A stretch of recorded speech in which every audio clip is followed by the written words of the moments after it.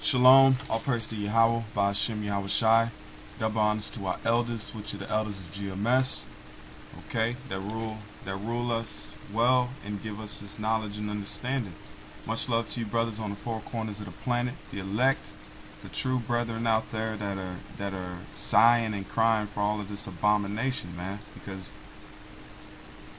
we're close to the time. So you know how Jake don't want to listen when we're out here pushing this truth. The elders have been pushing it going on 30 years, okay, going on a lot of time, that how you say this truth has been coming out and been telling Israel that it's coming. The kingdom of heaven is at hand, and the kingdom of heaven is at hand. One kingdom has to go down and another kingdom has to come up, okay? That's how it has to take place. So what's happening now? Israel, Yasharallah, is rising, and the Most High is bringing down Esau. But these prophecies have to come to pass, okay? So now I'm gonna play this video, and it's a kernel.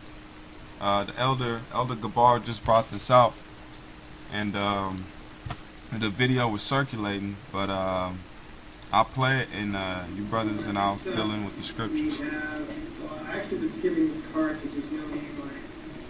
Like you're here representing humanity, so I can't. You see these devils laughing, man? It's a blessing that we ain't in this carnal mindset, man. Cause these devils thinks it's playtime, okay? You got this devil back here that's smiling ear to ear like shit is sweet.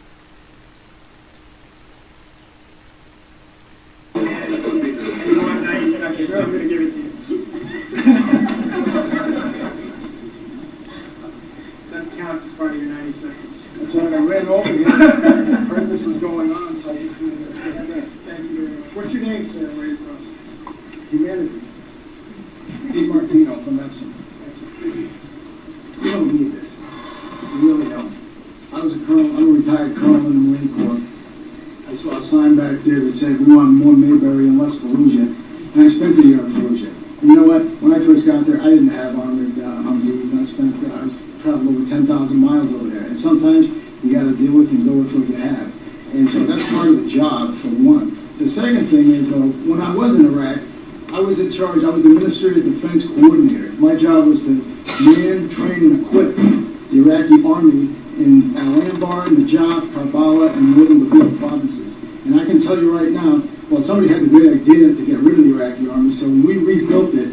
The thing about these devils is, man, you seen how she looked at him when he came up and poured his water. These devils they've never served, or maybe some of them have. Some of them, 9 out of 10 times, the people sitting on this council he's talking to haven't served a day in war. And they're voting, if I'm reading this situation correct, they're probably voting on a bill to extend out more hardware to these cops and these local police departments, okay? So now he's telling them that, look, I was over in Fallujah without armored vehicles, an actual war zone, okay? So you can pull the details out of it. I'm trying to fill in as best as I can, brothers. Everything we could to make it as strong as possible, and I'll tell you right now, Homeland Security would kick their butts in a week. What's happening here is we're building a domestic military. He said Homeland will pretty much crush that whole Iraqi army in a week. The Homeland Security would. Because it's unlawful or unconstitutional to use American troops on American soil. So what we're doing is we're building a military. My best friend, who's a SWAT officer in Nashua, who came to Iraq with me to train the Iraqi police, sent me an email with a picture of him in the media on the streets of Watertown, Mass, wearing the exact same combat gear that we had in Iraq, only it was a different color. And the way we do things in the military... So these elites have been slowly moving. They've been equipping the military with higher weapons to protect the last little things they have here, and to move on you, Jakes, and to move on the so-called American people. Alright, so let's get into the script. This is the book of Jeremiah 30:1. It's the book of Jeremiah 30:1, and it reads, and it says, the word that came unto Jeremiah from the Lord, saying, Thus speaketh the Lord power of Israel, saying, Write thee all the words that I have spoken unto thee in a book. Okay, when we're reading this out now, we get to come and read this out of this book, what the word of the Lord have told us. And the word of the Lord have told us that the last days are going to include hard times for Jake, man. Hard times for Israel.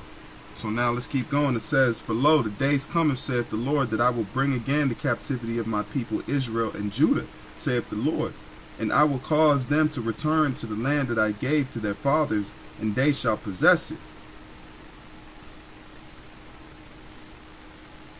And verse 4, and it says, And these are the words that the Lord spake concerning Israel and concerning Judah. For thus saith the Lord, We have heard a voice of trembling, of fear, and not peace.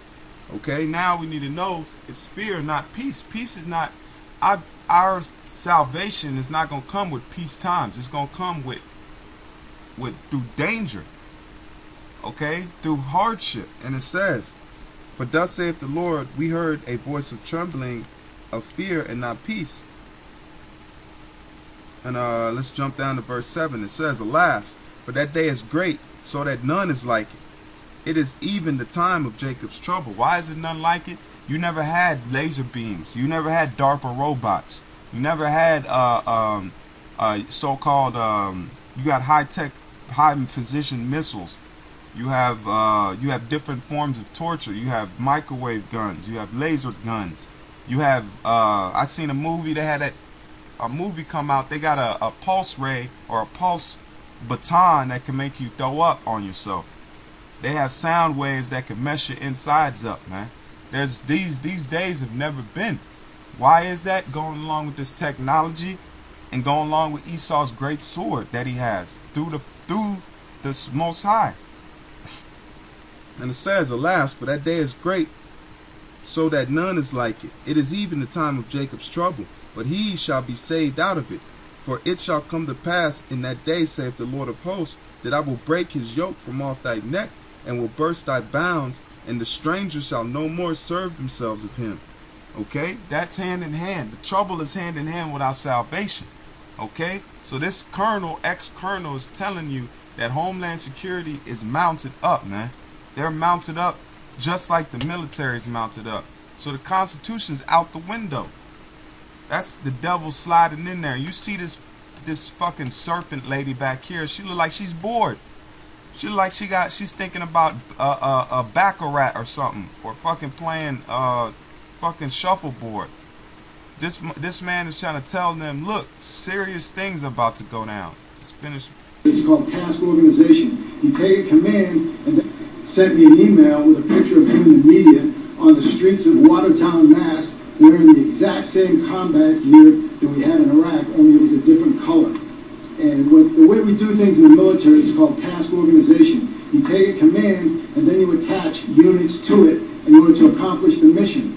What's happening is Homeland Security is pre-staging gear, equipment, consistent. What they're trying to do is use standardized vehicles, standardized equipment. I saw a picture in the Boston Globe during the marathon bombing where there was a state police officer, actually there were two officers, they both had identical helmets, flak jackets, weapons, everything I wore in Iraq, only it was all blue. So you're looking at that, you look at this Boston incident, like what came out of that? What happened to that? Elder Gabar and some of the other brothers have brought this out about that. Majority all the elders have told us, look, they came through people's houses with guns and told them to get out of their houses searching for those damn Tsar whatever twins, man, or brothers. They went door to door, military, Homeland, all the so-called the alphabet boys, all of them. They went door to door searching for these guys, man, putting guns in your face and kicking you out your house. That was a pretest of what's gonna happen, man. officer on one side had a big patch on his back that said Massachusetts State Police.